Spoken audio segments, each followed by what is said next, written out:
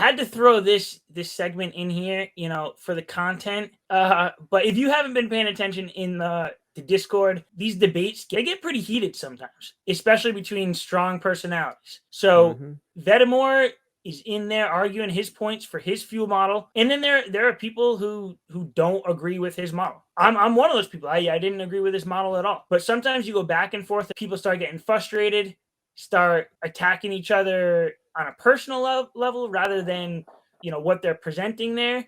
And Vedamore's another one of those strong personalities, if you know who he is. So someone in the Discord decided, I'm gonna bring this up as a vote of no confidence for Vedamore. Submitted it. I don't even know exactly how that went behind the scenes, but all of a sudden I hear that it's been filed, essentially a vote of no confidence for Vedamore. Initially, I was just like, oh, this is kind of ridiculous. Like I've heard it can happen, but like someone actually did this, and I went and checked it out. A couple responses from Vedamore didn't help his case, but this led to it got much bigger than I thought it would. There was, I don't know, 70, 80 votes up and down.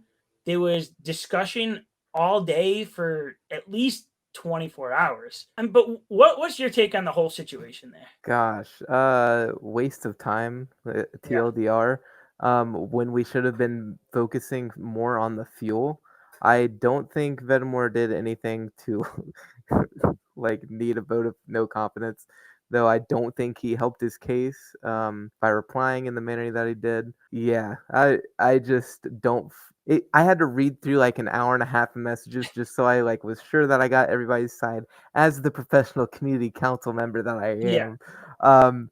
But yeah, it just sucks. Like both parties were in the wrong somewhat, but I just don't think it warranted a vote of no confidence, and it just felt it was definitely not intended to be just a distraction. He definitely felt like he was in the right to bring up a VONC, but it did to me feel like just a distraction from something that was really important that was going on. Yeah, and it's tough not to have any sort of like bias in the situation. Like I watched a lot of that back and forth between, I don't even know what, ZZ something, whoever ZZ. filed it, and Vedamore, and like I agreed to a lot of what ZZ had to say. But watching all of it, I was just like, it didn't really warrant a vote of no confidence. Even the actual reason why he started the vote of no confidence really came back to be kind of like a nothing burger there. Yeah, that was my thing.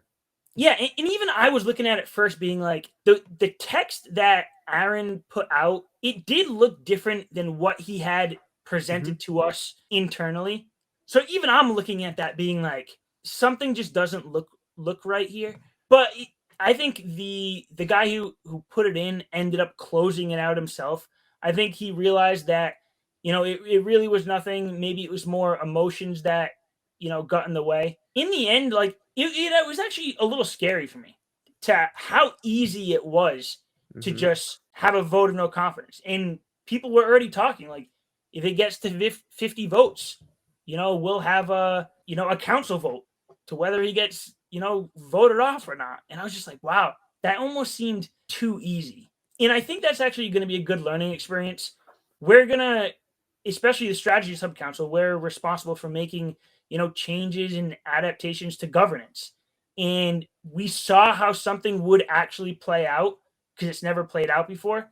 And then maybe there's going to be some adjustments to be made. Who knows? But I mean, in the end, it's not ongoing anymore. Vedamore's not getting kicked out. He is passionate about the game. I think that's clear.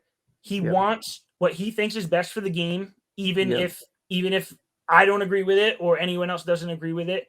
I don't think you can say he's not passionate about it. It just comes down to we see the future of Illuvium in a different way. Yeah. One thing I would like to add as well is, the vote of no confidence, all they need is 50% to get them off. When in reality, to get on, you don't even need close to that percentage of a vote.